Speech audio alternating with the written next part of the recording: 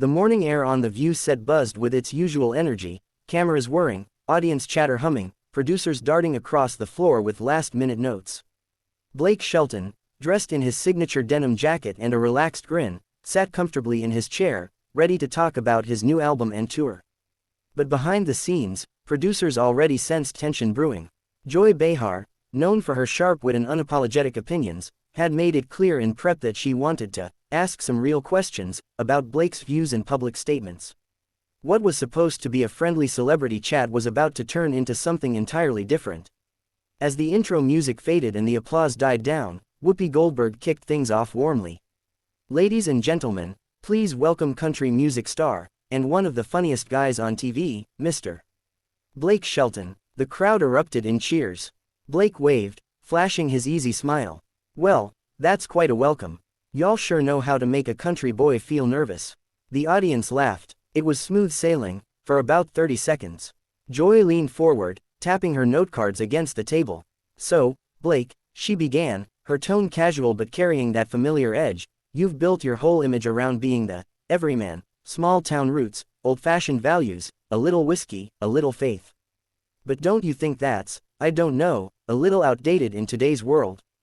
Blake blinked, clearly caught off guard. "Outdated," he repeated, chuckling. "I guess I didn't know good manners and hard work went out of style." A ripple of laughter moved through the audience, but Joy wasn't smiling. She pressed on. No, I mean, you talk about being real and honest, but you've made comments about staying out of political stuff, about not taking sides. Don't you think that's kind of a luxury, staying quiet when you have millions listening?" The mood shifted. The laughter stopped. Blake straightened in his chair, the humor fading from his face. "Joy, I'm not quiet. I just don't go picking fights I don't need to. My fans know who I am. I write songs about real people, love, heartbreak, life in small towns. That's what they care about." Joy raised an eyebrow. "So you think your fans don't care about what's happening in the world? About people being treated unfairly?" Blake sighed, his southern drawl sharpening ever so slightly. "I think they care plenty. But they don't need me preaching at them. They've got enough folks doing that already." The audience clapped lightly, some nodding in agreement. Joy, however, wasn't done. "That's convenient," she said with a smirk.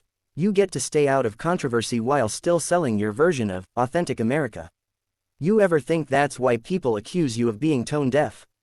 The room fell quiet. Even Whoopi glanced sideways, sensing things were spiraling. Blake's jaw tightened. "Tone deaf," he repeated. "Joy, I've been singing for over 20 years. I've played in bars, county fairs, places where people just want to forget their problems for a few minutes. I've never claimed to be a politician, or a preacher.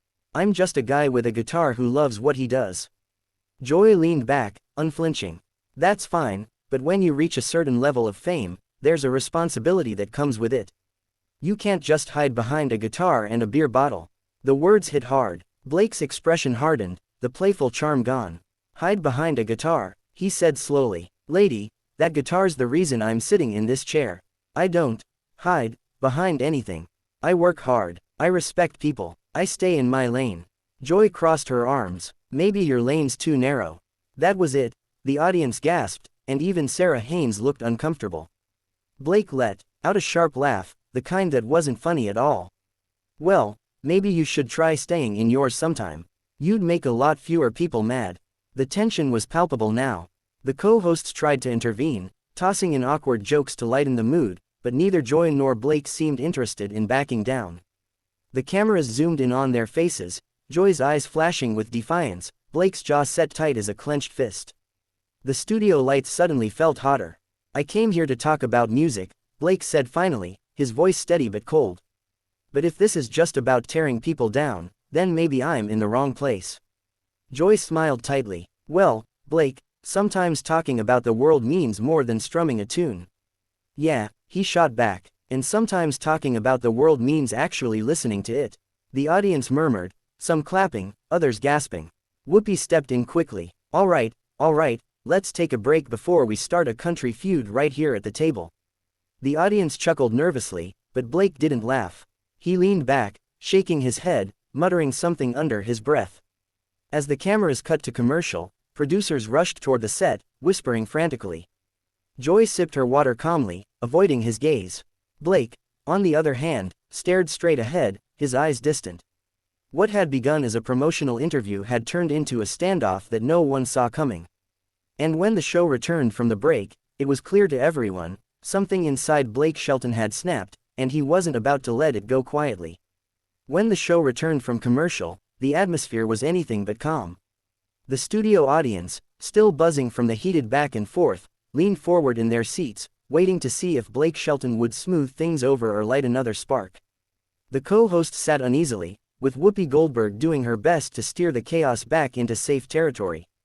"All right, y'all," she said with her trademark calm, "we're here to talk about Blake's new album Backroads and Barstools. It's already topping the charts, so let's give the man some credit."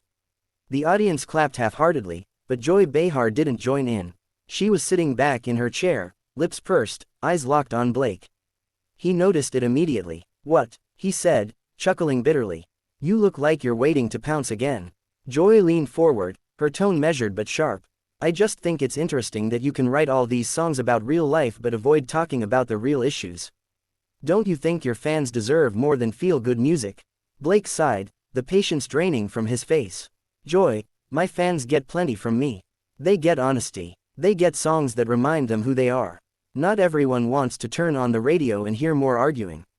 They want peace, not politics." Joy raised an eyebrow. "Peace is nice, but silence isn't peace, Blake, it's privilege." That word hit like a lightning bolt. The audience went dead quiet. Blake stared at her for a long moment, his expression unreadable. Then he let out a low laugh.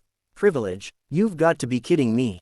I grew up on a dirt road in Oklahoma, working on my dad's truck before school. I didn't have a silver spoon, Joy.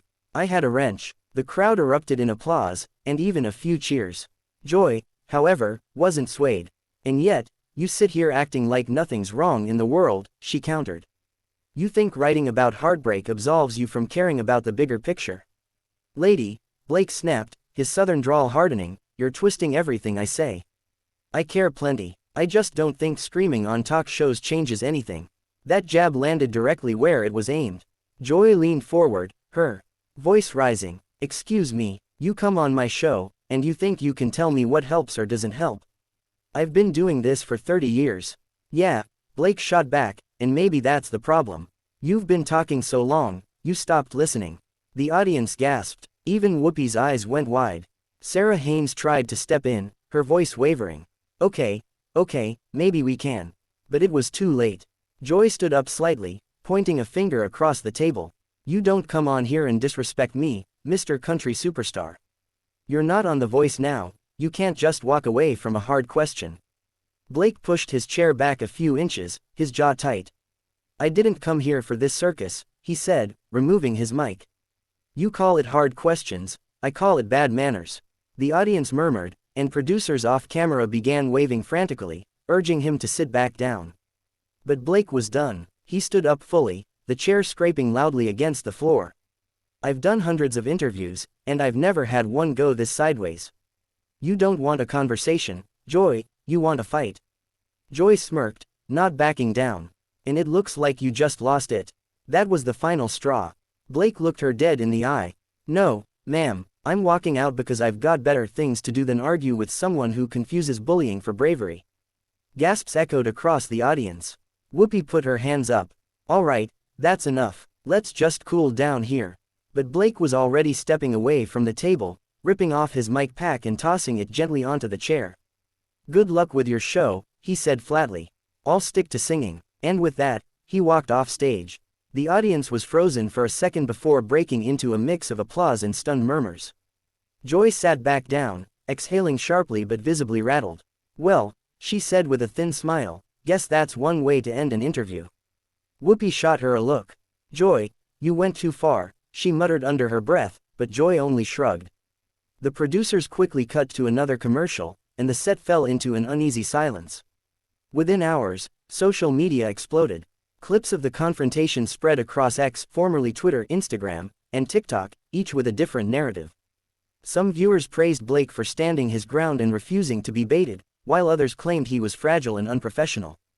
Hashtags like #BlakeSheltonWalksOff, #TheViewMeltdown, and hashtag Joy vs Blake began trending before the show had even finished airing. By evening, entertainment outlets were running with headlines: Blake Shelton storms off, The View, after clash with Joy Behar, and country star faces off against Joy Behar in on-air showdown. Blake's representatives released a brief statement. Blake appreciates opportunities to connect with fans, but personal attacks have no place in interviews. He remains focused on his music and his upcoming tour. Joy, never one to back down, addressed it on the next day's show. "I just asked questions," she said, shrugging. "If someone can't handle tough conversations, maybe morning television isn't for them." Her comment earned scattered applause, but also a noticeable silence from some co-hosts who looked ready to move on. Meanwhile, Blake's fans flooded his social media with messages of support. One fan wrote, "Proud of you for standing up for yourself, Blake. You didn't walk off, you walked tall." Another commented, "Country boys don't take disrespect lightly. You did the right thing." By nightfall, Blake was back on his tour bus, strumming his guitar as news of the incident played on a nearby TV. He shook his head, smirking faintly. "Guess I gave them their drama," he muttered. Then he turned off the screen, looked out the window at the dark stretch of highway, and softly sang to himself. For him, the storm had passed. But for The View, and Joy Behar, the echoes of that fiery clash would linger long after the cameras stopped rolling.